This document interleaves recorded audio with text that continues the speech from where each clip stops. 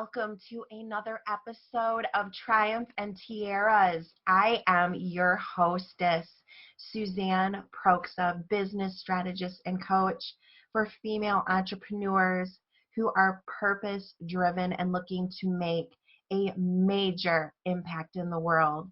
This podcast is my passion and is intended to showcase women who have overcome obstacles to hopefully inspire and empower all of you to do the same. And now on with the episode. Hello, everyone, and welcome to another episode of Triumph and Tiaras. I am Suzanne Proxa, your host, and I am here today with Belkis Clarke-Mitcham, and she, yet another person with an amazing story. She is a spiritual life coach and motivational speaker, and she is going to talk about her story that has, abuse and incest, depression, self-hate, suicide, and I think this is going to be a really great episode. So, Belkis, why don't you tell us a little bit about you, and then let's dive into your story. Oh, wow. Well, I was born on a small Caribbean island called St. Kitts. And at a very young age, my parents moved to St. Martin, which is another smaller Caribbean island. And I grew up between both islands. It was school in St. Kitts, then to St. Martin, where the rest of life happened. So it was kind of back and forth a bit. And I was about 9 or 10 that I can recall for the first incident where it was sexual molestation, and incest. And I never liked to wear yellow because the nightgown that I had on at that point was yellow. So it was and I never made that connection until later on in life. Why is it I never quite liked that color? And so it was a molestation, and I did not know how I was supposed to deal with that. I was just a kid. What I did know is that I was told, oh, do not tell anyone, the kind of typical stuff that you hear, because he would get into a whole lot of trouble and stuff like that. And my mom, and all I could think about is, wow, the kind of impact it would have on my mom and everybody else around me. And eventually, as I went along, and it happened again and again, I started to feel a burden, like I gotta stay quiet so that everybody else isn't impacted, because this can't possibly be good. And it was really, really, really a trying time, because here was someone that I looked up to, someone that I admired and respected, who was, a father figure to me. And here I was not knowing, is this normal? Because it wasn't the kind of stuff that I'd ever heard my family. Now, my mom talked to us about a lot of stuff, going into puberty and stuff. She talked to us about a lot of stuff, and made herself open to discussion, but that was not something that was ever like brought up. So I did not, in you felt an innate fear of even venturing to say, one, you're a child, who's going to believe you? That's the first thing. And then when this person that you love and respect tells you don't do something, the automatic response is to not do it. So when he said don't tell, then it's don't tell. And I, as a kid, just wanted, I guess like most kids, just want to be loved and appreciated. But the arms that held you were also the arms that destroyed me. And that went on for a number of years. And when I got to high school, by the time I was into the second year of high school, the principal noticed that my grades had started to slip, because after carrying it for so much years and trying I, I remember at times when I was in St. Kitts for school, and I am telling my mom, I need you to come home during the term. I need you to be there, because I was just desperate for somebody to see me. I felt like I wasn't seen, I wasn't heard, nobody knew the pain. And it's like as I grew and the years went on, it's like this thing, this burden that I was carrying just keep to be sinking me and sinking me. So I was very quiet, and I read a lot as my way of escape. I mean, I would read books and books and all kinds of books, just, and it was my way to escape what I was going through. I was depressed. You could hardly get a smile out of me. I did not want to have to face. And so slowly but surely, I sank deeper and deeper into depression. But as a teenager, I did not know that was what it was. And then I started to be hurt myself. I would take like bottles, and I would hit at my hand, just keep hitting at my wrist, just because I was feeling numb inside, and I wanted to connect, that I could still feel that I was still real, because it seemed like nobody was getting it.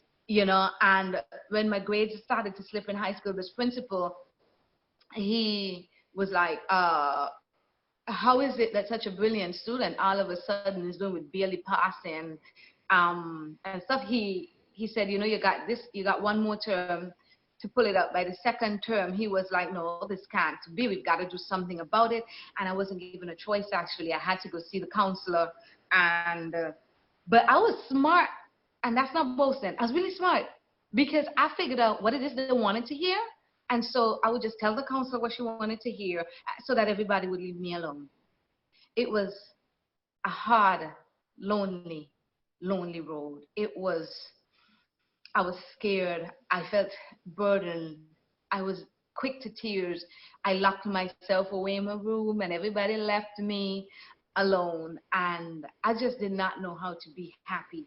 I understood happiness in my brain on an intellectual level, but I did not know how to be happy, how to not be sad, how to not feel pain, how to not feel disconnected from my own self. It's as if I was existing in a body, but I did not know how to connect the emotions of being that person. I didn't know who I was supposed to be, because I'd pretended for so long, from a kid coming up into my teenagers, I'd pretend into my 20s even. I just pretended for so long. I became good at it. I was an expert at putting on the mask that everybody else wanted to hear, and it became too much.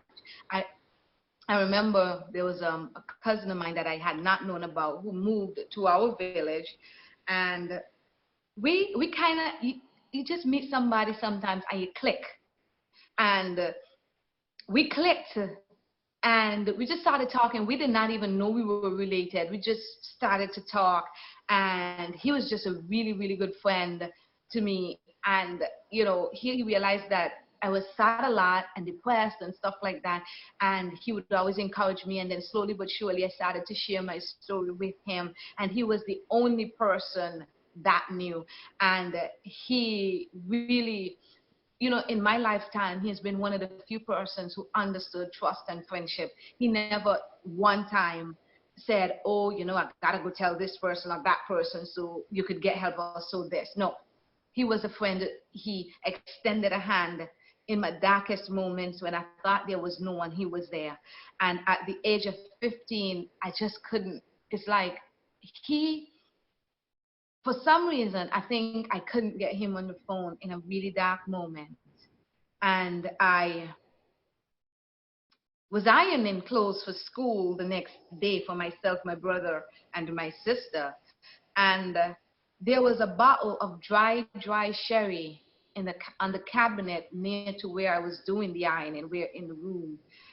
And everybody else all the other kids were outside playing or watching TV, and adults were watching TV in the TV room. And there I was on the Sunday afternoon, ironing all these clothes for the upcoming week, because we wear uniforms to school. And I saw the sherry, and because I'd read so much, I knew the impact that alcohol. I'd never had a drop of alcohol before that. I was 15 years old. And I remember reading the story of one girl who had consumed so much alcohol at one point that it poisoned her and she died. And I saw that it's like subconsciously I just started pouring large glasses and Yeah. I'm ironing and then everything starts to get blurred, but I keep pouring large glasses and just guzzling it down and it burned like crap. I remember that so well. It was a horrible taste. And I kept ironing and eventually somehow I made it through the ironing, but I distinctly remember grabbing up all the hangers with the clothes to go hang them in the closet. And I walked boom into the side of one of the doorways where everybody, all the adults were sitting in the living room watching TV. And they just looked up at me as if, okay, she's being her clumsy self again. But I was drunk. And I remember hanging the clothes and I remember throwing myself across the bed. And when I woke up, I was in a hospital. Wow. They told me that somewhere in a subconscious state, I got up off of the bed. I remember none of this. And there was one of my uncles heard me vomiting. Like he heard me go down the hallway and he heard the yoking and he came out and there was like vomit all over along and as if I was trying to get outside. Why? I do not know. But I was trying to get outside and there was all this vomit. The thing is that it so happened that there was a political meeting happening in our area at the time, and the gentleman who was then to become the prime minister of St. Kitts, he was a doctor at the time, and he was holding a meeting in our village, and they called him, and he came, and he just said, mention my name, ambulance will be here, she needs to get to the hospital immediately. My greatest regret when I woke up was that I did not die. Wow. And when they released me from the hospital was the day before I turned 16. It was not a happy moment. More than 20 years later, I am happy I did not die. Mm-hmm. Because I worked through, that was not even the end. It was, no one knew, I guess, how to help me. Well, no one, maybe they didn't know how to ask. You know how sometimes if you don't know how to maneuver a situation, you just go quiet, a lot of people, and hope that it works itself out. And I think that's what it was. It was such a touchy subject. It was such a hurtful subject that I think everybody was just a little hands off. But it left me feeling more ashamed, more hurt, as if what is wrong with me? Won't anybody love me? I went through. Sorry, go ahead. So at that point, when this happened, did you actually then tell people your secret at that point? No, at that point, my family found out because my cousin, who I told you we'd become really good friends, he all of a sudden, they went to him because they were like attacking, like, why didn't you say something? So he had to, at that point, say something. And I think I think he felt really bad because in his mind, when they called him and said I was in the hospital, he thought, they said something happened to Shayla, she's going to, he thought that I'd be dead. Mm-hmm. And he had to then, he was the one who said, y'all need to ask her the details, but he gave them just, she's been through this, and he left it at that and left them to then ask me. And it was embarrassing because now I got to sit before my family, all of these people, and try to relate this story. I was petrified. I was ashamed. And it hurt like crap. And still nobody knew how to help me. I'd been through the school counselors, and I just said whatever because I thought, you know what, people are insincere and disingenuous, and I ain't putting myself out there anymore to anybody just for you to not help me again. And I really clung to my cousin because he was truly, truly a stalwart, truly my fortress, my strength, my greatest support at that point. But I grew up to not blame my family because I figured people cannot do what they don't know how to do. Now, we can all show love and concern. So, they got to figure that out. But I learned to forgive them. But it has been a long, hard road to here. But you know what? It's also been, the experience has afforded me an opportunity to do something for others that I don't know if I would have done otherwise. I'm not saying that, people should go about abusing others or doing harmful things to others. But I'm saying when it happens, it happened. And ain't nothing I could do to really change that. So I learned to own the fact that it happened, and the child that I would have been just wasn't. So I had a chance as what I call rebirth. So tell me about how you got from that place where, you were struggling and nobody was helping you and you were depressed and everything. How did you get from there to here? How did you start down the path of healing? I read a story. It was a random story in some book at school about a girl who had tried to commit suicide, who had also been abused. And I could so identify with a lot of the raw emotions and the confusion that she felt. And I realized, but she said she learned to overcome. So what I did, I went and I started to research. Reading is a good tool a lot of the times, and so is writing. One story, and a cousin telling me there's more to you. And my mom, in her way, trying to let me know that I was loved. It might not have been the way that I wanted it at the point, but I learned to realize she was trying to make me feel loved, to reassure me that I was loved. And my cousin never gave up on me, and he kept, so somewhere in between, when he told me, girl, how much I scared him by what I did, and when I saw how it broke my mom, and they started telling me, like, there's good in you, and you can do this. My cousin really stood with me, when I think about it, Suzanne. And he kept pushing into me. And so he said, I need you to make me proud of you. You could do this. And it made me want to try. It awoken something in me like that was desperate for a life beyond the pain, a life beyond the depression, a life beyond the suicidal thoughts.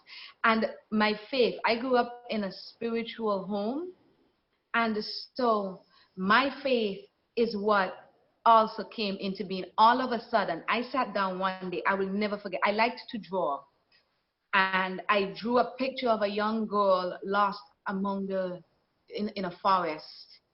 And on the top, I put, God of the universe, where are you? So it was a combination of the story I read, finally my cousin getting through to me, my mom's effort to reassure me that I was loved, so the support system, it broke, and that suicidal attempt and the fact that I was still alive, and my faith, all of a sudden I was like, okay, I could challenge God. If you say you're real, and you say, they're quoting all the scripture all my life to me, and everybody's saying, yeah, there's something good in you, show me. Show me how it's good. Then I came upon the story of the young lady, and it inspired me. We should never underestimate telling our story and what it can do for someone else. You see that flame called hope? That is an engine. That is like fuel to a fire. Hope. It's when we do not have hope that we've got a problem. But when our hope is inspired and it is ignited, we want to live for something. We want to look for better. We are motivated. We want to take the step. But so those were the key factors that came into place. I started to write. I love to write, actually. I write a lot. I used to write a lot of poems. But I started to journal. I started to put down exactly what I was feeling. And out of that, I then started to ask myself questions. What can I do to counteract this feeling or these thoughts that I'm having? Then I went for counseling. And so all of these were the ways in which I started, but it started with hope, with faith, and with support. So it's an interesting thing, when you talk about the support and the person that you had, your cousin who helped you, but also, the fact that sometimes what happens is people tend to ignore these situations or they don't know what to say. Yeah. And certainly that's something that I've seen as well. It seems like when the going gets tough, everybody leaves. Yeah, I don't know. And they kind of, people become uncomfortable when others are in a bad way, as if somehow, I don't know if they think it's contagious, stuff like that, or if they feel they don't know what to say, so they should say none. Sometimes just being there, I can tell you, sometimes just being there, even when we're pushing you away, still just be there. Yes, You know absolutely. that really makes a difference, because it's a reminder to our subconscious. It's that you being there is a reminder that there's hope for better, though it feel like hell right now. Yes, absolutely. So So let's talk go a ahead. second about signs for you talked about your principal that finally noticed that something was off. Yes. Are there some signs that, parents and teachers and other people can look for to kind of trigger them to say, okay, something is off here? Oh, definitely. I can give you a whole range of signs. Great. Sometimes it is things like falling grades. Falling grades, if it's the person in school, an absolute indicator of something is not right. Something is not what it should be. So you really got to be paying attention. Or sometimes an individual could become more obsessive about doing well, because it is trying to it's like add value to themselves. So they may become overly, so you would realize they might be a good student, but all of a sudden they become overly obsessive about it, which seems to be out of their nature. Something is quite off. The amount of clothes, oh my goodness, I wore the short tights, the shorter leggings, like Yeah. under everything. I wore them under even pants. I never, ever, ever went without them on. So when you see a change in behavior, or the way that a person is dressing, now that could go in two extremes. They could either cover up a lot, or they could all of a sudden. Now teenage girls like the little short shorts a lot of the times and stuff like that, but it becomes excessive, as if they cannot do without. That could also be an indicator, and especially if it's a sudden change that's happening. You want to look at the withdrawal when you're very outgoing child or young person, or start all of a sudden withdrawing. You've got to pay attention to that. Sometimes I developed an eating disorder, so you want to also pay attention to stuff like that. I mean, and you can notice if all of a sudden a person is either like losing a lot of weight or just stuffing their face all the time. You notice these things if you're paying attention. The um the way that they react around males. I, as a young son, always wanting that father figure who's always seeking out the attention of males.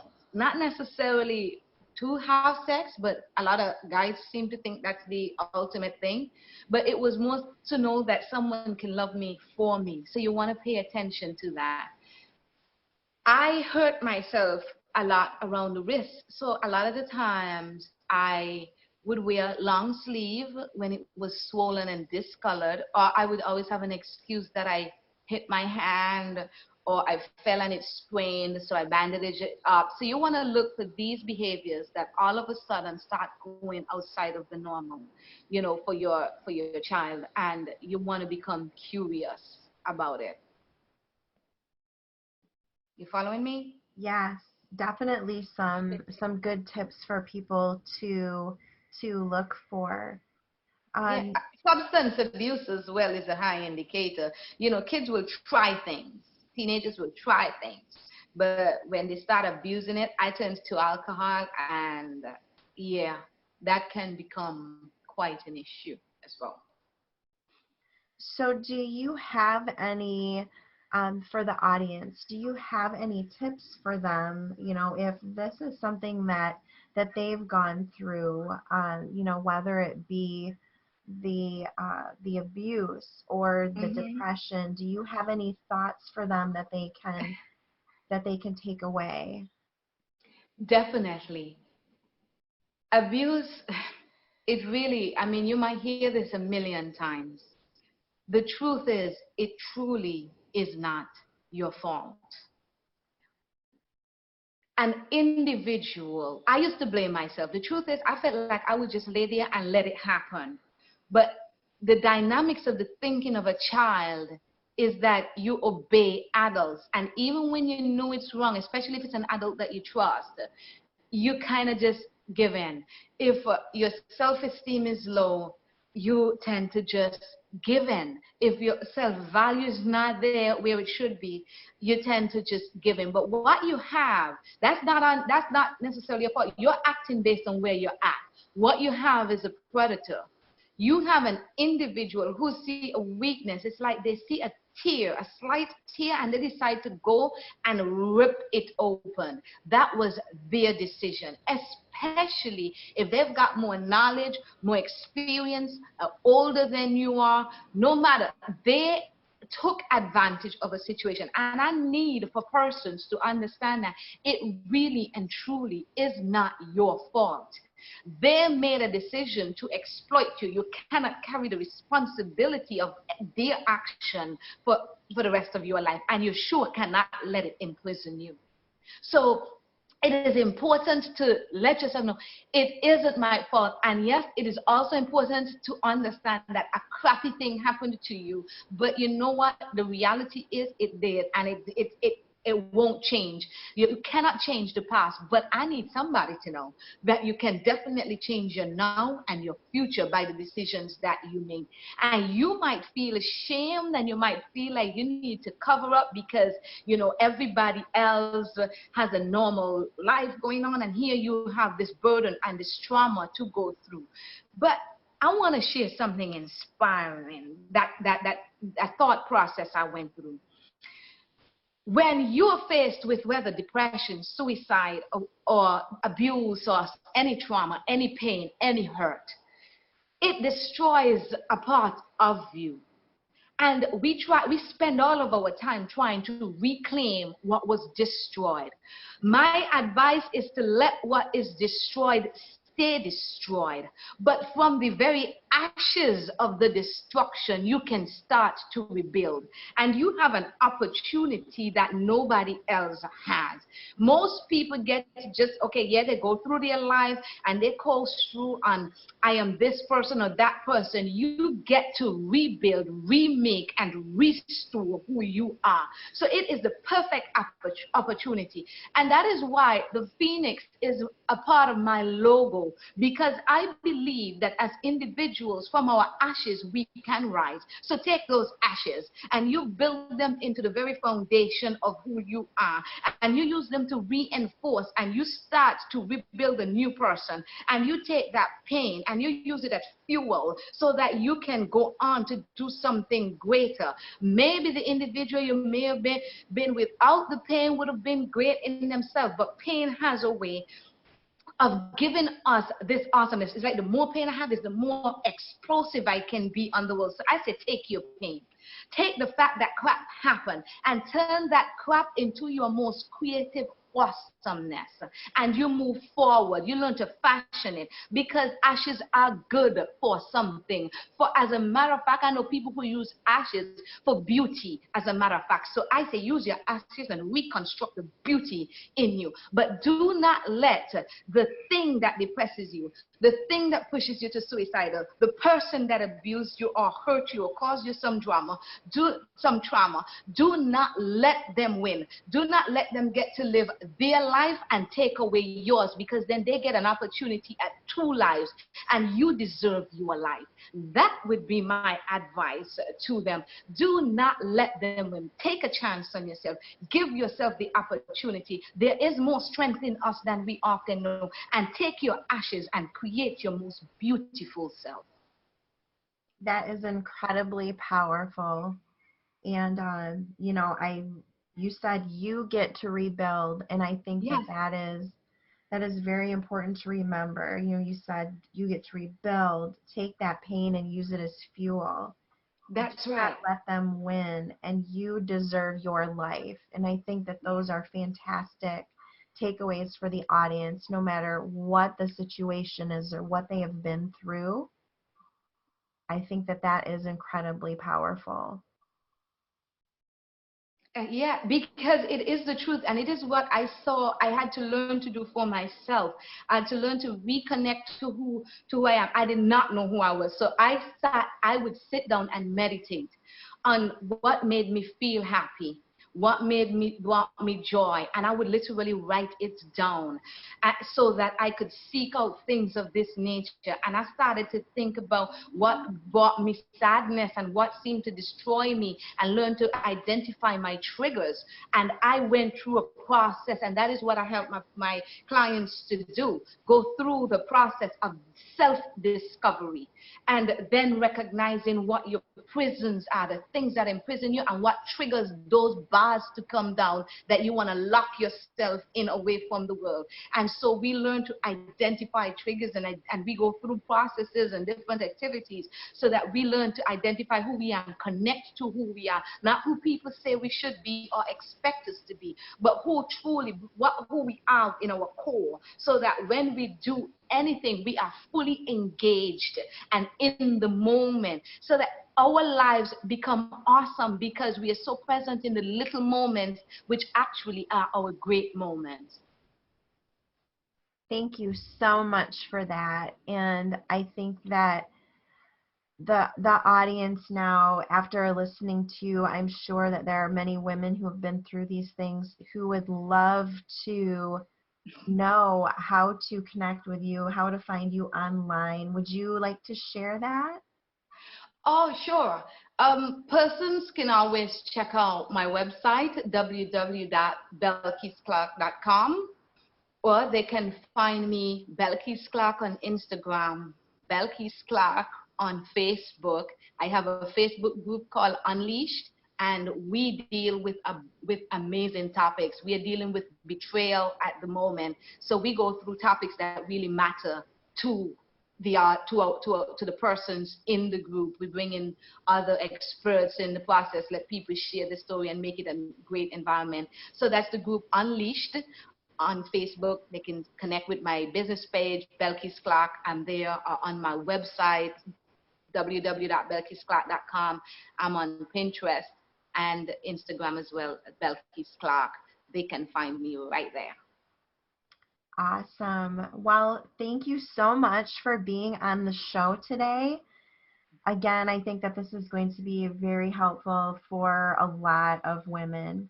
And so I am very grateful to have you on the show. And thank you so much for spending a little time with me on a Sunday. That's all right. Thank you, Suzanne. I actually love what you do, and I listened to a number of them, and I went like, this is actually pretty cool. I like that.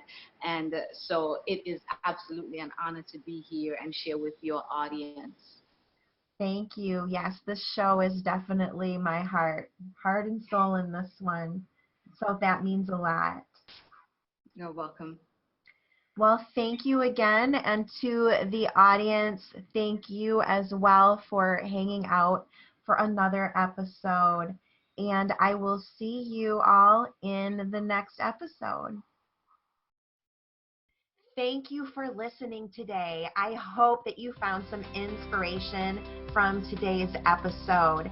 If you would like to find me and check me out, you can head over to suzanneproxa.com, or if you are a female entrepreneur who is purpose driven, head over to my Facebook group at fempreneurs.biz.